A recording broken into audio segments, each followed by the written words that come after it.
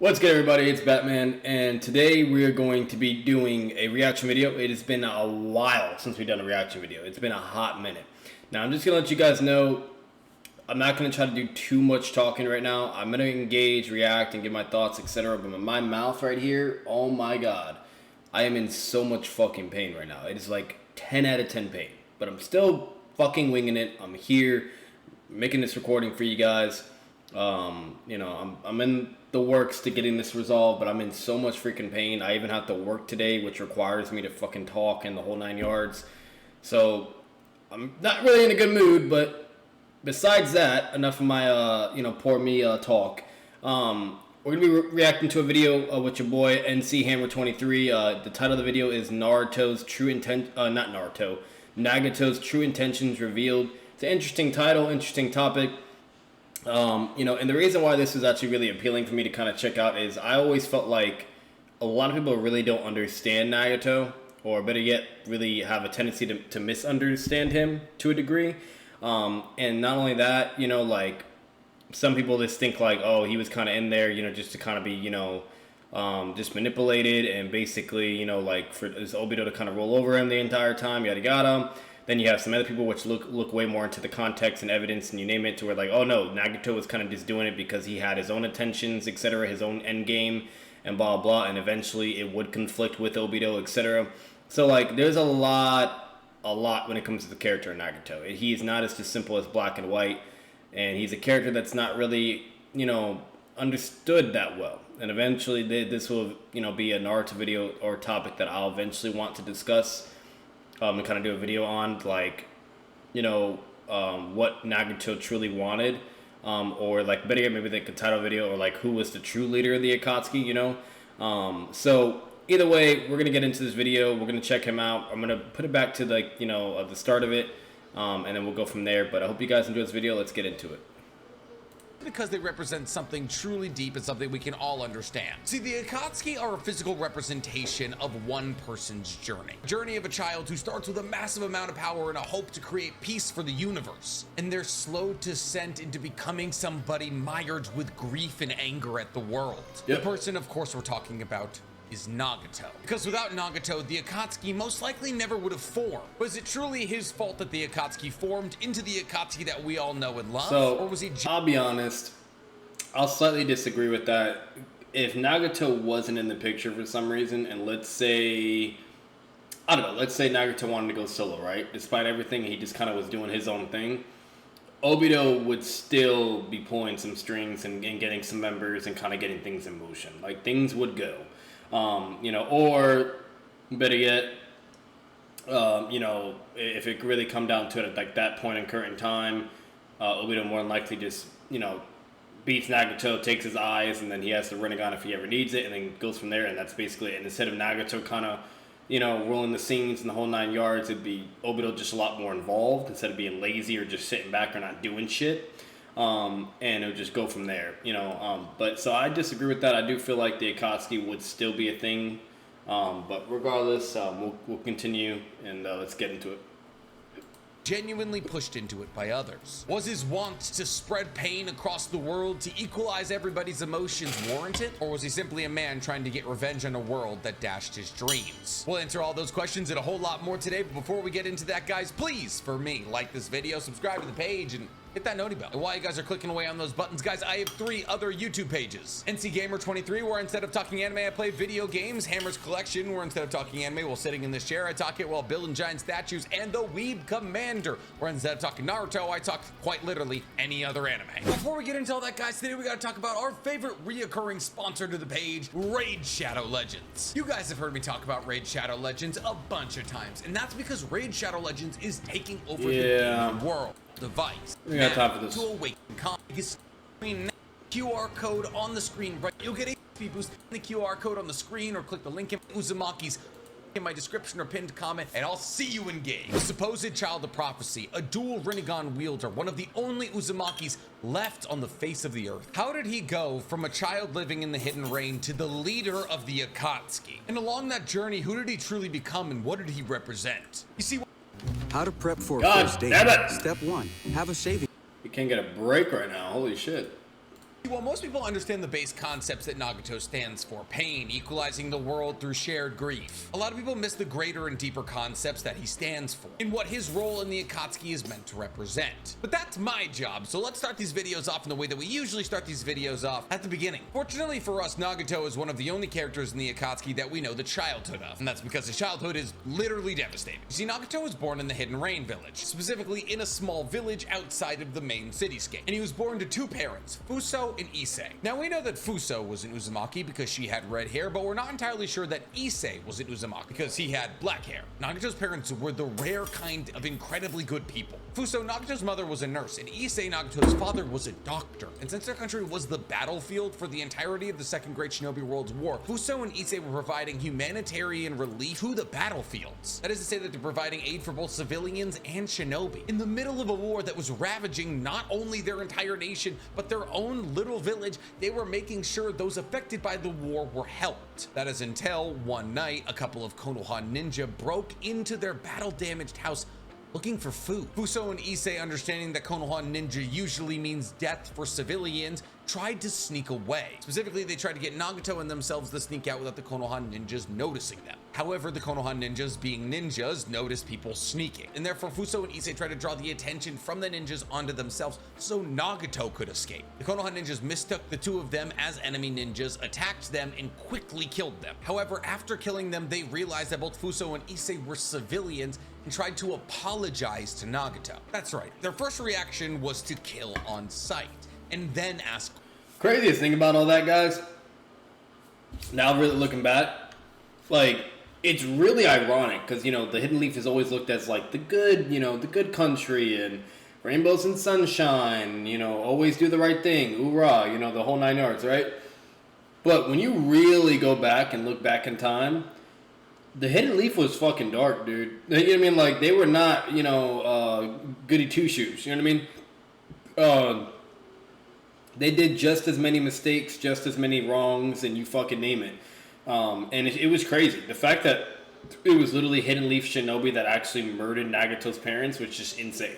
Like, I would never ever be like, oh shit, like it'd be like that, you know? Like, it was crazy. That was insane. But what's even more insane is what happens after that, to where like he literally just kills them all.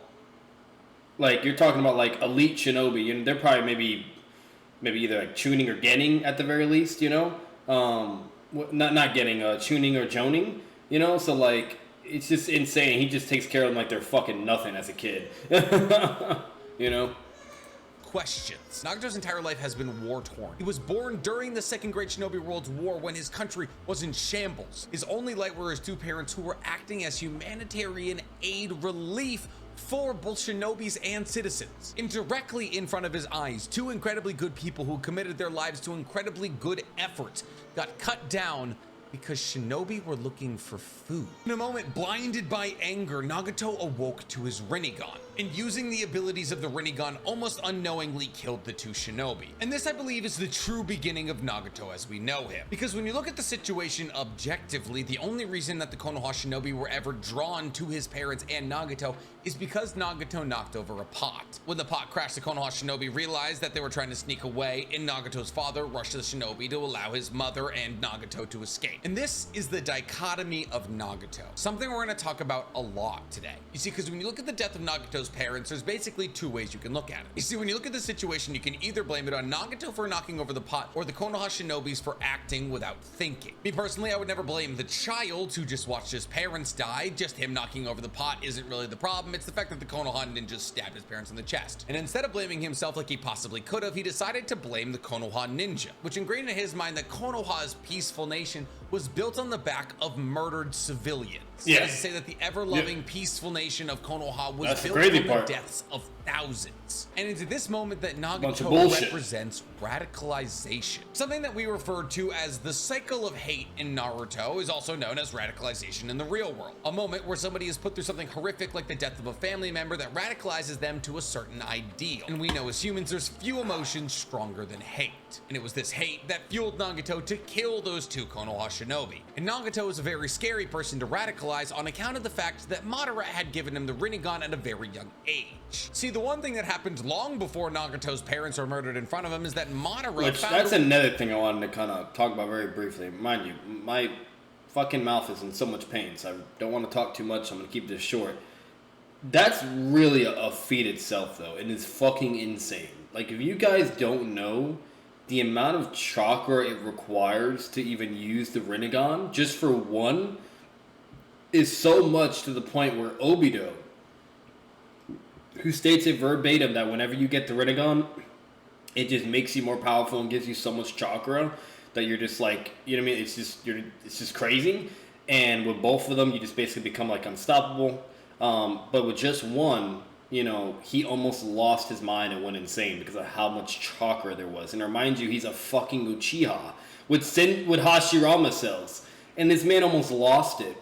While fucking Nagato, due to his bloodline, you know what I mean, because they have a special chakra, he has so much chakra and stamina to where this man can use both Rinnegan eyes with no fucking drawbacks, not like some Kakashi shit, you know, like he's not even a fucking Uchiha, so it's like double the cost, you know, double, you know, like the burden, but he's perfectly fine, like just perfectly fucking fine, like not passing out like Kakashi, not having a hard time, you name it, and instead he's just fucking winging it, doing his thing, like just a fucking beast, just a walking fucking, you know, I guess a walking Spartan or some Master Chief type shit, you know, like he's just crazy. The fact that he can wield both Rinnegans from Madara that are stated to have such a ridiculous amount of chakra and you know, and gives you such a crazy amp and everything, to the point where Obito could only use one because he wanted to use two, but he could only do one, is just insane. Insane.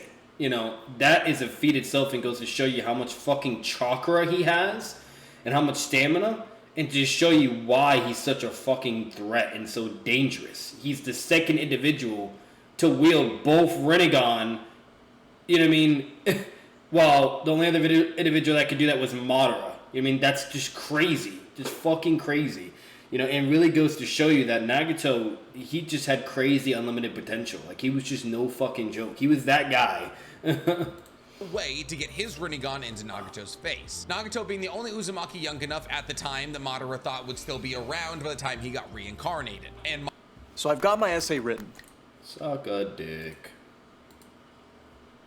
Madara, understanding the massive amount of chakra that one needs in order to wield two Rinnegan, knew that these eyes could only go to an Uzumaki, and thus Nagato was chosen to be the receiver of said Rinnegan. As to how he got those Rinnegans in Nagato, did he use space-time ninjutsu? Did he use Black Setsu? We don't know, but we do know that using the strength of the Rinnegan given to him by Madara, that Nagato would take his revenge. At least as a young child, that's what he thought he would do. But there's a little thing called the prioritization of needs in humans. And long before one can plan to overthrow an entire village, they also have to do some important things to keep themselves alive. So after killing two people and burying his own parents, Nagato had to go out and look for food. However, since the Hidden Rain was in the midst of an incredibly grueling war, there was no food or shelter for Nagato to find anywhere. Once again, reinforcing the idea that Konoha's idea of peace. Going over the whole fucking lore right now, bro. Like, bro, deadass, I could go on like Narutopedia and look up this shit. Like, I thought you were gonna kind of give like a unique spin-off. Like, no offense, but he's kind of telling me like, you know, all the fucking story shit. Like, I already know this, bro. Is built on dead bodies, one of which he thought would be his own. Very soon. And as Nagato looked for either food or shelter, nobody around him would help him. And one day when he collapsed of hunger, he was found by Konan and Yahiko. You see, Konan and Yahiko, just like Nagato, were also orphans. An incredibly common story in the Hidden Rain at the time because shinobi and civilian alike were being wiped off the face of the map. And upon coming together, they were able to do anything that they possibly could to scrounge for food or shelter. And once they had enough food and shelter, they began to dream of the day that the three of them would be in power and would be able to eliminate war. What the three of them failed to realize, somehow in the midst of a battlefield though, was human nature. And this was mostly due, in fact, to Yahiko's blind optimism. You see, Nagato, in the moment of killing those two shinobi who killed his parents, realized that the idea of peace is often hypocritical. We have to invade this other country in order to make it a peaceful nation, things like that. But as the Ame orphans began to sat down and dream Yahiko's dream, they themselves wanted to eliminate war. Through what means, though, they never truly established. But they did understand that in order to establish this peace, the three of them would need to become ninja, implying that they understood that in order to establish peace, force would be needed. And thus, in a small sense, buying into Konoha's ideology, something that only the bright spirit of Yahiko could convince Nagato to do. And it's important for later on reasons to realize that Nagato only adopted Yahiko's mentality. And this is because Nagato had the privilege of being raised by incredible parents who were bright and trying to help the world. And more likely than not, he saw some of that in Yahiko. However, in order to become ninja, they realized they would have to be trained by ninja. So they approached the legendary Sannin on their way back from a defeat against Hanzo of the Salamander. And it's in the three legendary Sannin that the Ame orphans saw the three kinds of people. Neutral, as Tsunade basically ignored them. Evil, as Orochimaru offered to kill them to put them out of their misery.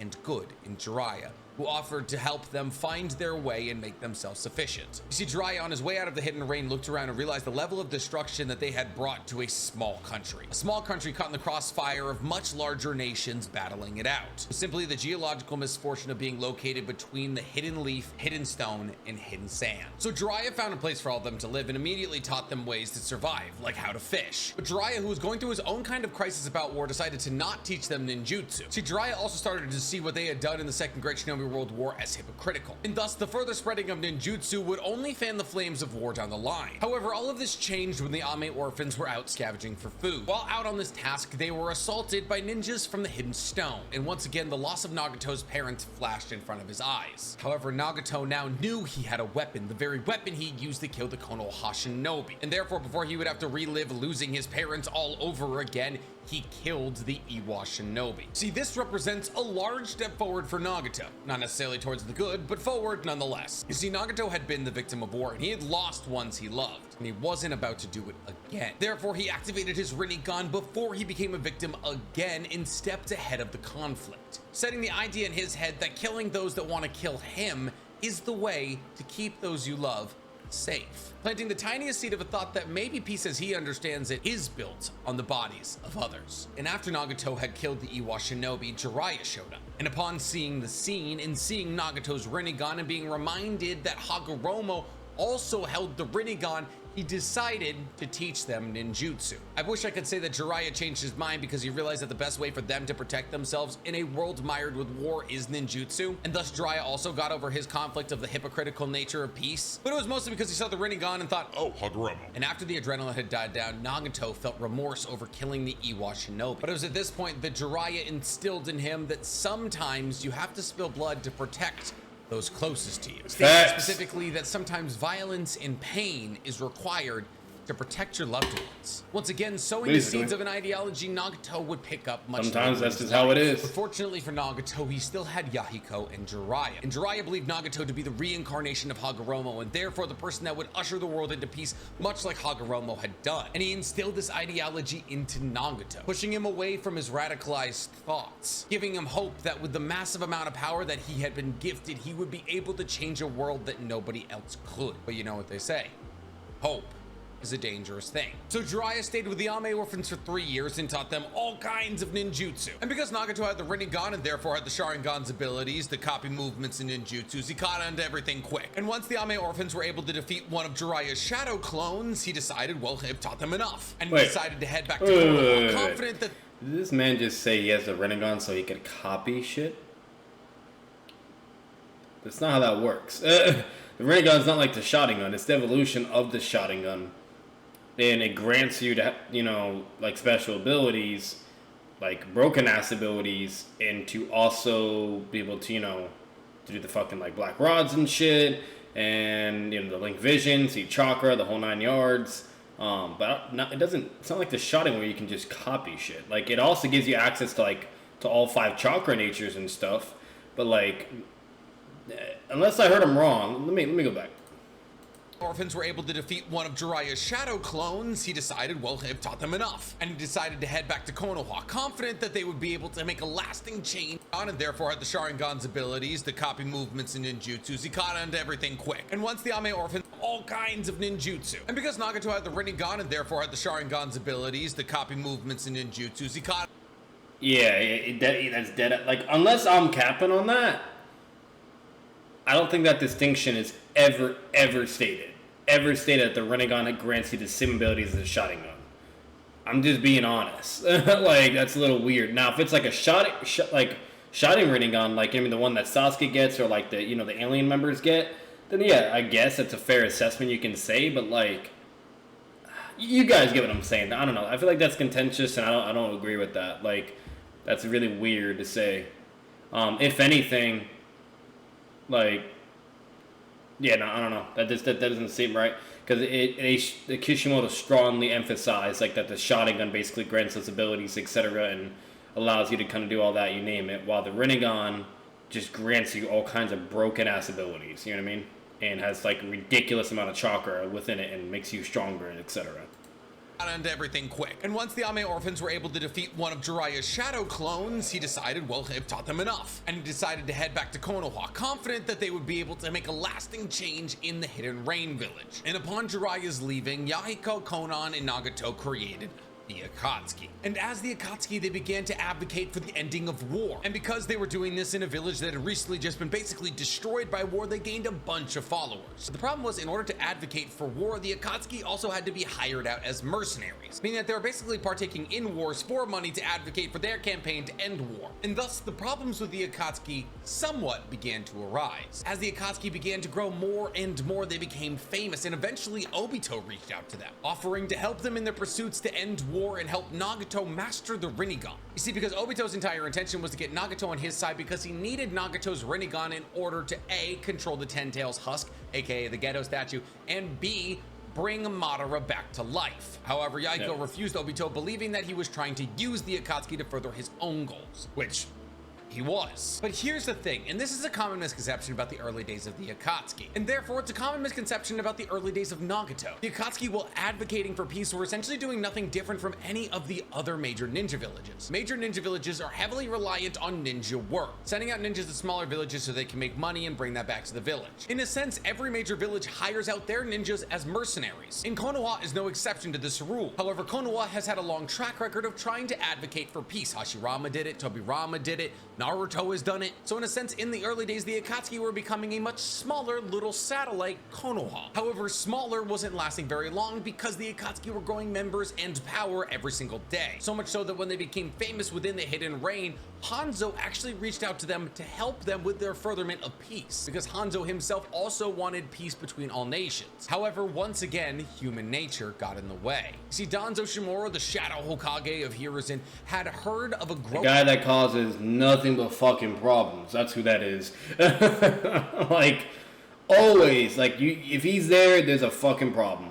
Organization in the Hidden Rain. Always causing unnecessary shit to happen. Just pseudo lost a war to. And this organization was not only advocating for the end of war, something Danzo absolutely did not want, they were also strengthening the power of a nation that they had just fought. So Danzo, realizing that if Hanzo the Salamander and the Akatsuki came together, they would be a nigh unstoppable force, decided to pit them against each other, and sowed seeds of doubt in Hanzo's mind that the Akatsuki were gunning for his power, which is why when Hanzo and the Akatsuki met to finalize their deal to work together to further peace, the Akatsuki were jumped by Stop recording podcasts on Zoom. There's a new, better... Fantastic. combination of ninjas under Hanzo and root members under Danzo. And not only did they attack them, they also had Konan as a hostage. And Danzo and Hanzo demanded that Nagato kill Yahiko. Yeah, this man straight up is just giving the story. Like, deadass, if you wanted to find all this out, you could literally just watch the fucking anime or read the manga, bro. Like, I'm not even joking. Or better yet, just type in Nagato. And then just go to Narutopedia, and it'll say everything this motherfucker is saying. It'll basically say, like, I thought this video was gonna be a little bit more spicier. No offense. Once again, I'm not trying to be a dickhead, but like, this is literally like a story video. Like, what? Like, get to the good shit, bro. Akatsuki, and they figured if the head of the Akatsuki was gone, the Akatsuki would crumble. However, Yahiko wouldn't allow Nagato to have his death on his conscience, so Yahiko threw himself onto Nagato's kunai. And once again, Nagato is transported to one of his earliest memories, the loss of his parents. In almost the exact same situation, people thriving to change the world from the inside out, just like his parents did, are killed by Konoha Shinobi, or at least are put in a situation where they end up dead by Konoha Shinobi. And just like with the moment of his parents' death, Nagato flies into a rage, summons the Geto statue with the power of his Rinnegan, and kills everyone present except for Hanzo and Danzo. Twice now in Nagato's life, he had met people who were committed to keeping him alive, people who loved him, people who were striving for a better world, and the world had struck him. That's another thing that was pretty crazy about Nagato, though. That fucking spirit dragon thing that he did, that shit was insane, bro. Like, that's probably, like, one of the most broken fucking jutsus, definitely, like, in top 10.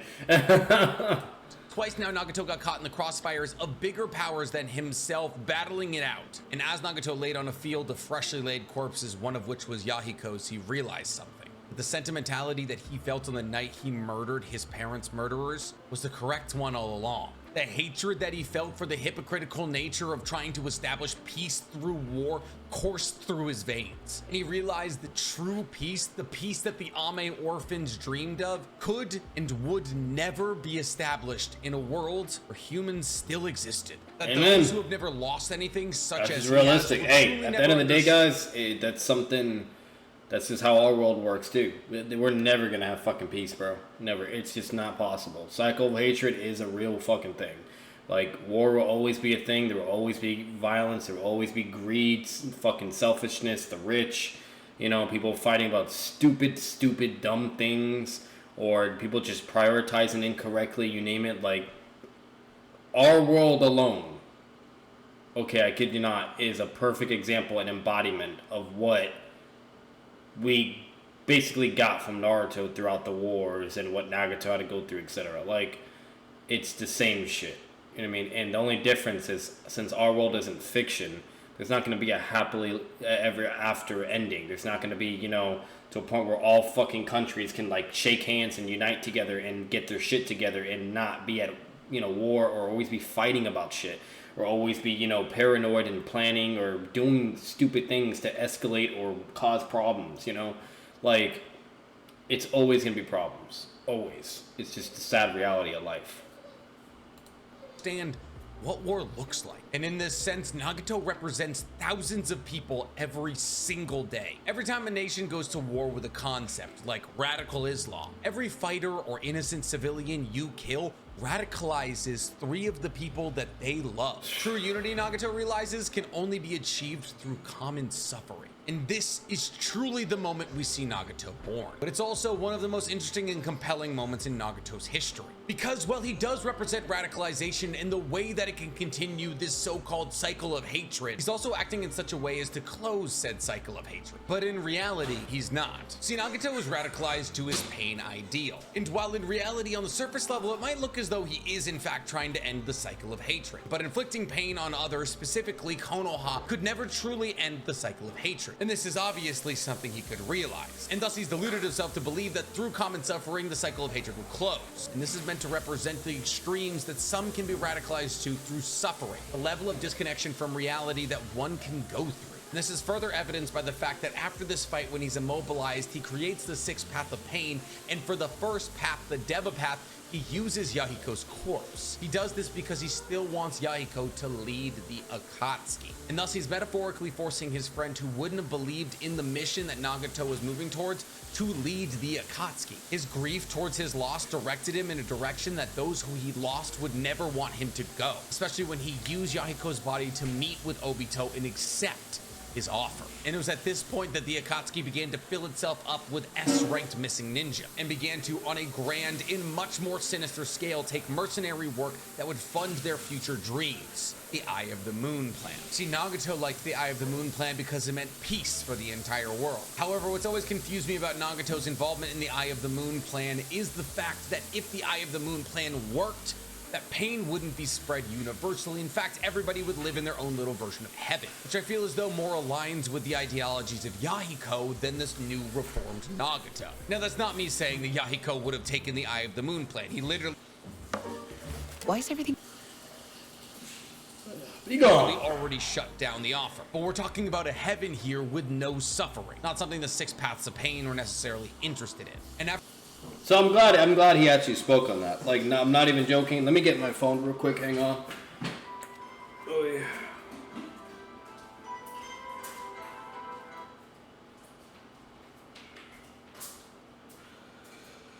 Gotta log into something real quick. Oh yeah. But no, that's a really good point that he just brought up, which once again goes to show kind of like the main difference between Nagato and Obito and everyone else basically. You know, the thing with Nagato is his whole thing was completely different from what Madara and Obito wanted to do, which what they wanted to do was infinite Tsukiyomi. Nagato, on the other hand, was not up for that. He was like, nah, fuck that. I'm not going to live in a world of illusion or fake or genjutsu, whatever, just for us to, you know, be in like a happily ever after type setting or whatever. He's like, nah, like, reality is reality, our reality, okay? If there's going to be peace accomplished, it's going to be accomplished in reality, not a genjutsu or something that's fake and not reality, you know? And basically what he does is he literally, you know, comes up with the end game goal to where he's going to gather all the tail beasts, use the Ghetto statue, or better yet, aka the Ten Tails, more than likely, and just, you know, it's going to be such a powerful fucking weapon where, you know, we've seen what it can fucking do in the war, you know, be shooting fucking big ass tail beast bombs, nuking basically the whole world, where there's going to be so much pain and devastation and tragedy and loss to where everyone will be basically forced to get along and get their shit together and no longer want to fight or cause problems, etc., because they're going to be ruled under a world by fear and tyranny, basically.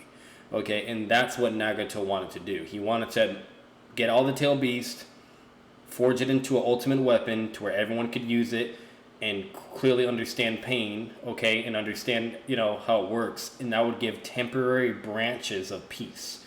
Just a little bit, you know, little short periods of peace throughout, and whether if it's couple months, couple years, whatever, okay, it would give you a good period of time until someone else wants to start acting up and being stupid. The weapon would be used again, cause more loss, devastation, you name it, and then people would maybe eventually get the picture or be like, yeah, we probably want to just behave and not have problems, because if we do, then, you know, we're all just going to start dying again, and it's going to be killing each other and war and etc. So overall, like, dead ass, that's what he wanted to do. You know what I mean? Completely different from Obito and Madara. Like, Deadass was stated what his intentions were, what his purpose for peace, yada yada, you name it.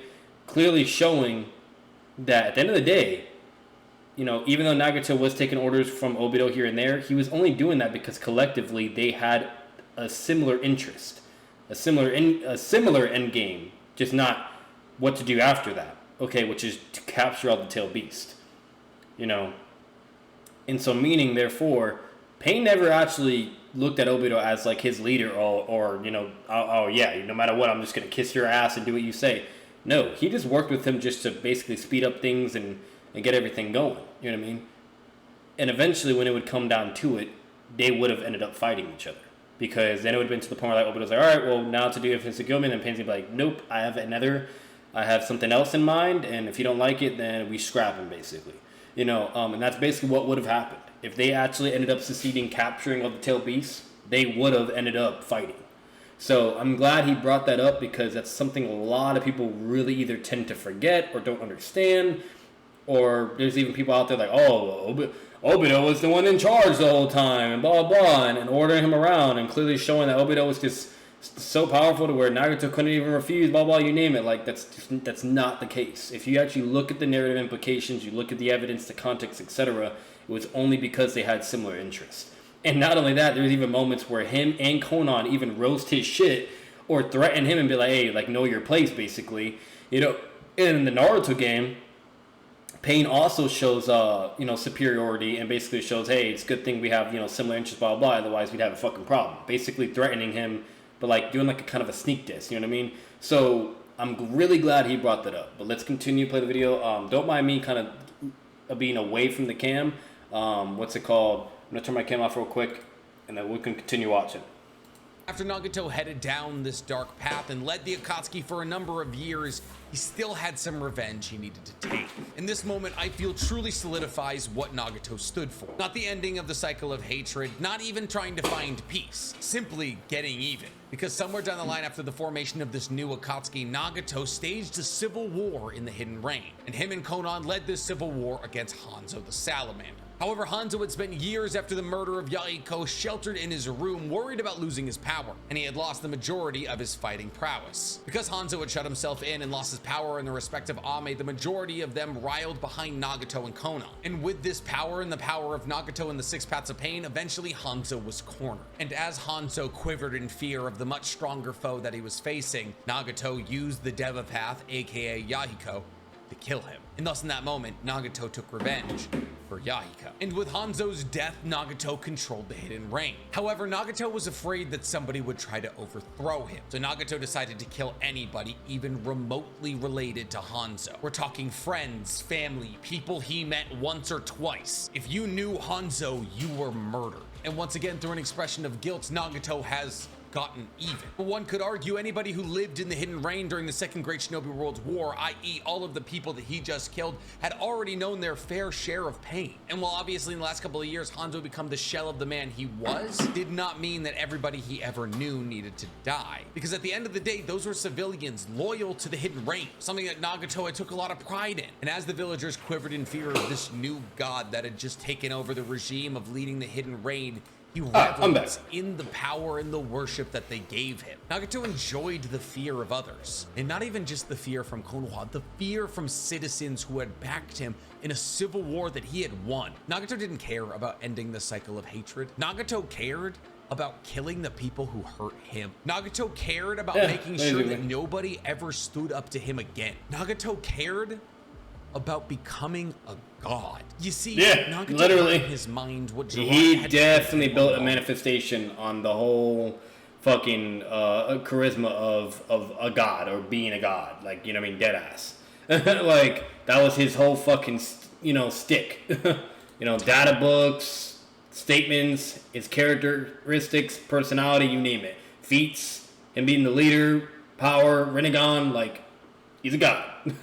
How he believed he was the reincarnation of Hagoromo, the sage of six paths, the god that unified the entire earth. But somewhere along the line, the idea of Hagoromo got bastardized in Nagato's mind, and he mistook fear for faith. Nagato wasn't going around killing as many people as he possibly could so everybody felt a universal sense of pain. He was just trying to spread fear. And from the ashes of the survivors, those who would look upon him would feel said fear. And as he rose to the top of the world's power, nobody would dare act against him. And this is further evidenced by the fact that he went along with the Eye of the Moon plan. It's not like they told Nagato that they're gonna rip out his Rinnegan and give him to Madara. For all Nagato knew, they were gonna enact infinite Tsukiyomi and he would get to live as God King Emperor over a world of peaceful, subservient people. Because if Nagato truly wanted to create peace, why would he act against his own people? Other than the fact that he had deluded himself to a level of radicalization that only Yahiko or Naruto could talk him out of. Going so far into these delusions as to kill the man who saved his life. Surely, Konoha had crossed Nagato twice. Nagato chose to ignore the heart of a shinobi who simply wanted to see these children survive in Jiraiya. Almost everything that Nagato ever learned, everything that Nagato ever bastardized to use in a ploy to gain godship control over the entire world was taught to him by Jiraiya. And yet, as Nagato drove the final chakra rod into Jiraiya's back, he barely batted an eye. But why did Nagato feel no emotion towards Jiraiya? Well, it's because Nagato felt as though Jiraiya abandoned the Ame orphans. See, after Jiraiya had seen that the Ame orphans could defeat his shadow clone, he basically disappeared without a word. See,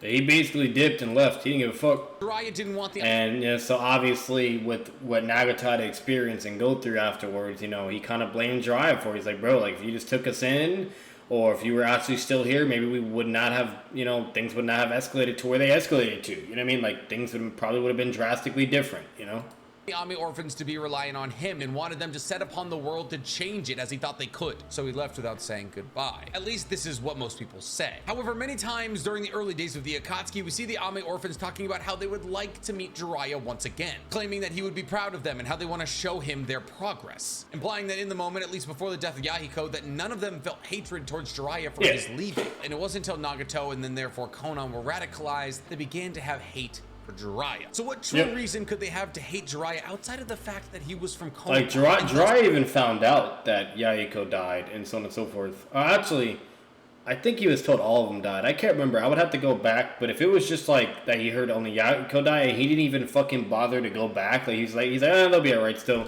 That's kind of fucked, you know?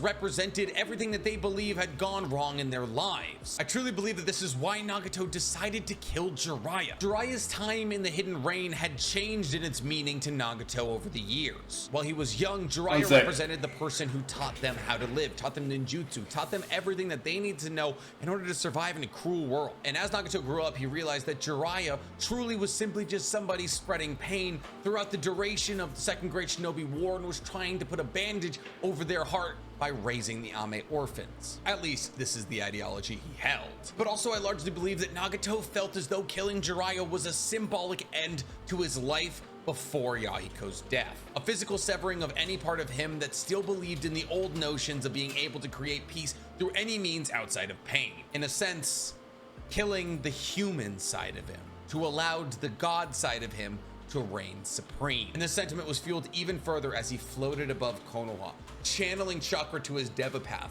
to destroy a village that destroyed his village and kill everybody who was even closely related to those who had given him pain. You see, Nagato didn't have to destroy the entirety of Konoha to find Naruto. However, Nagato was taking the same approach to Konoha as he did to those related to Hanzo. Anybody even remotely related to those who spread pain to him would be cut down. Because here's the thing, wiping Konoha off the map doesn't leave anybody left to feel pain. But what it does do is sow fear in the minds of anybody who would ever think to go against you. But after everything's said and done and the fighting is settled between Naruto and Nagato, people are so upset about the fact that Naruto was able to talk Nagato out of his ideals. Essentially, people make fun of the situation because they say that Naruto is just like, I was also sad, and Nagato is like, bet, and brings everyone back to life. But if you look at the situation at that base of a level, of course, it's not gonna make that much sense to you. It isn't until you realize that Nagato didn't even truly believe in the ideals that he was spouting that it begins to make sense that Naruto could turn him from 7. He was definitely like, Naruto didn't make definitely conflicted, but obviously he was still like set in stone to commence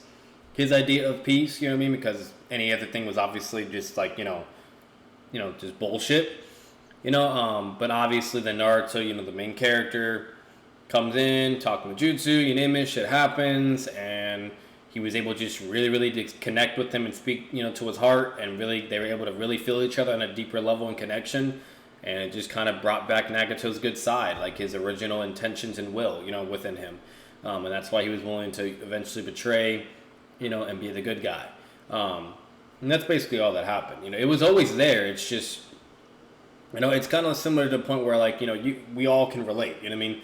We all probably have gone through so many things in our lives, whatever, we you know, to our darkest points, darkest times, whatever, and we're just clearly not ourselves, and we're just gone. We're lost in darkness, you know what I mean? Until eventually you see that the light at the end of the tunnel, and you see that light, and if you're willing to kind of go towards it, you can basically be able to come back as who you were before, and etc.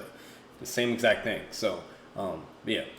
Realized that spreading pain across the world wasn't a good idea. Naruto made Nagato realize that Nagato wasn't even truly reaching for his own ideals. Naruto made Nagato realize that he was doing more to continue the cycle of hatred than he would ever do to stop it. That his bloodlust and need for revenge was the actual representation of the cycle he was trying to close. And that Nagato had strayed so far from the ideals of those he loved and the humanitarian efforts of his parents in Konan and Yahiko that he didn't recognize who he was anymore. And that's why Nagato used Rinne Rebirth to bring everyone back to life. Not because Naruto said he was sad too, or because his parents died too, or because he went on a swing. Because Nagato got lost. And in that loss, he mistook revenge for progress. And in acquiring the power of a god, he lost his humanity. And that is who Nagato was. But what do I know? I'm just a dude talking on the internet. If you guys agree with any of my sentimentality or my thoughts on Nagato, tell me in the comments below. And while you're down there, guys, please, for me, like this video, subscribe to the page, and hit that note. Listen, I'm not gonna sit here and talk about all the...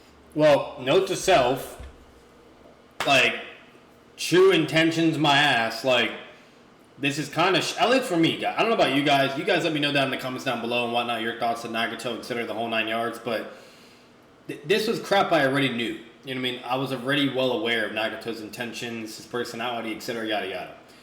Like, in all honesty, I thought this video was going to be more of like a banger type video, like, kind of like for him to kind of say some things I'd be like, like, you know, kind of grasp my attention, or maybe some things that I may have even missed. You know what I mean? That were like kind of hard to pay attention to. I don't know. Like, I was really expecting this video to kind of be unique and kind of go a whole other direction, but it is what it is. It wasn't a bad video. I enjoyed it. Really, really good video for the vibes always, you know. It's just, once again, like, you know, I had a lot more expectations for it to be more unique and in his own way of, like, you know, I don't know, just something, you know, different. Like what we've kind of seen in all his other videos. You know what I mean? Like, he's normally really good with that. So that was more of just like a lore background type video. Like, deadass, you could literally just look all that up on Wikipedia, on Narutopedia. Like, so, or just watch the anime, or read the manga. It's all right there. So, but it is what it is. It was a good video. Definitely enjoy the video. So if you guys, you know, enjoyed this little narrative type video and whatnot, and, you know, so on and so forth, my reaction and my thoughts, make sure to leave a like, comment your thoughts down below. Let me know what you think when it comes to the character Nagato. You know, was he wrong? Was he right? Blah, blah, the whole 9 yards, let me know. Do you think he, you know, obviously was a separate entity compared, you know, to what most people think, that, oh, he was just kind of just like, you know, like a little robot, and just to kind of do what he's told, you know, or do you think he was like in his own agenda, so on and so forth, you know, like his own, you know, charisma and etc. Like, let me know what you think. Anything with Nagato, I'm curious what you guys think about the character of Nagato. But as always, this will be it for the video. If you guys enjoyed, make sure to leave a like, comment your thoughts down below, subscribe for more content, subscribe you guys to the channel, and as always, I'll see you in the next video. Peace.